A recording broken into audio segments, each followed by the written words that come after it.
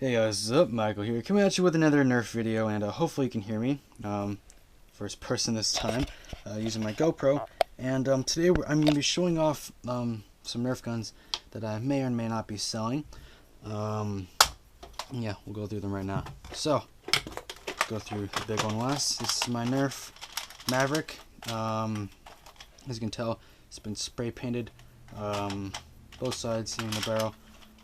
The mods that have been done to it, I believe the penny mod, if you don't know what that is, that's where you put pennies behind the spring to increase the pressure exerting outward for the blaster so it shoots farther. And also the barrel extension, as you can see. If you look at it like here, it usually only goes out to like here. Oh wait. Normal one only goes out to here. The barrel extension allows you to go out all the way. That's just sanding this part down, if you can see that right there. And then that allows you to spin it, you know, like that, and it allows you to make it easier to load from the front, because you can load, I think, 4 at a time, rather than what it's like, where it's like this, where it's only like 2 or 3. So overall, it's been modded. Now I bought this for my friend, but I haven't really been using it. It's around 35 feet, I believe. It's a pretty good gun. Mostly it shoots the farthest with streamline darts, and yeah, streamline darts, and generally it shoots pretty far, like I think 30. Retail Nerf Mavericks shoot around, I think, 15 feet. This shoots like 35, so you're getting around 20 more feet average. Have only used this with just regular streamline, have not used it with elite darts, so we'll see how that affects the range or not. But yeah, so selling this. If you want to buy it, or if you're interested, please let me know. Write a comment below saying you are, and I'll put it up on eBay, because I don't want to make a listing and then have no one buy it. There are some paint job errors, like this paint's coming off, as you can see. This is pretty easy to fix though, just because the whole gun's black, so it's pretty generally easy to fix. There's a couple splotches there and here. Maybe if you want to color that too, in the back of it. But yeah, overall, really good gun. Highly recommend, check it out. If you're interested, please let me know. Now for the next gun. So this is my long shot CS6. As you can tell, it's been spray painted, and a lot of modifications have been done to it. So I'm gonna put in the stand.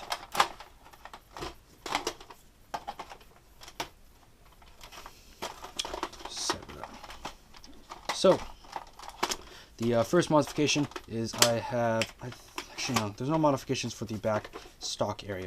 Other than that, I have spray painted the stock white, spray painted the rest of the majority of the gun green, and then the tip is red. Kept the tip red just so nothing would go wrong with the police or whatever thinking that it's a real gun, and just so it makes it more safe, I guess. Next, as you can see, there's been paint that's not even paint, that's just friction caused from the bolts pulling it back and forth really fast, trying to force a bullet through. Next, the handle has been electrical taped. Might remove it just because it looks really bad now, but it helps you get a better grip on the gun. These have been spray painted red, also paint's coming off though, fortunately. Next, we see the other side, same thing. This bolt sled I might tighten down a little bit more. Gun is fully operational too, forgot to say that. Top used to have a scope on it, removed it because it wasn't really doing anything. It was just for, show, and just gotta sand this paint off. This is just super glue, I think. Just gotta get that off. And you see paint splotches all around. It's kind of an issue. Next, kind of a cool addition I did with it is I have these two ammo bags at the side. They each hold around 2 clips, I believe. Don't have any around me right now, but if you can hold, I think, 2 or 3, and you can close them like this, and they're not going anywhere because they've been glued to the side of the gun. And they're also good too if you're playing in rain. Since the bolt sled is not on anymore, you can almost use it as a makeshift bolt sled when you're not shooting, or when you're just waiting out in the rain for some reason, maybe for HVZ or something like that. And yeah, good for that, protecting your bolt sled, making sure no grime or crap gets in your gun that can make it bad. Furthermore, I wish I kept the bolt sled on. Don't really plan on taking this gun apart anymore because it's pretty much stuck together now. As you see, the very back thing, air restrictor 2 is another thing that a lot of people do. They seal off this hole. Next, let's go to the front actually. So the front is just a Recon barrel that's been, let's take it off, that has been spray painted, and yeah, has attached a flashlight to the front. Flashlight out of battery. Actually, no, it's not. It's not. Barely out of battery. And it's been attached. It's not going anywhere because it's been screwed in. So this thing is like, you know, permanent. You can take it off with removing the electrical tape and such. Overall, this piece doesn't really do anything. It just maybe for cosmetics, I guess you can say. Because I mean, the blaster would function probably better if it was just like this, because you can holster it easier. Especially since you can just have your front hand right here and the back hand right here. Just holster it a lot easier compared to then if you had this thing, which adds weight to the front, which makes it a little bit top heavy, and that's the main reason why I put this bipod on. So originally the bipod only doesn't go that far actually. It goes to around like here. So what I did is I drilled a hole through here, then got some PVC pipe. I forgot what dimension this is, but got some PVC pipe, stuck it through, electrical taped it so it wouldn't move. It does move now because this is kind of an old gun, but electrical taped it like that.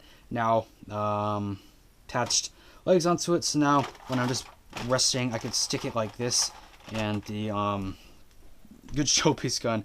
That way nothing gets dirty or whatever if you're playing in mud or whatever. Just the legs do, and it's pretty good. It's also good if you were trying to like balance your shot. You can remove these legs too and have one hand right here, so like maybe you can balance it even more. So it's almost like a battle rifle, which is kind of cool, I think, in my opinion. Next, what's I gotta talk about? The spray paint. It's okay job. I mean, it's old now.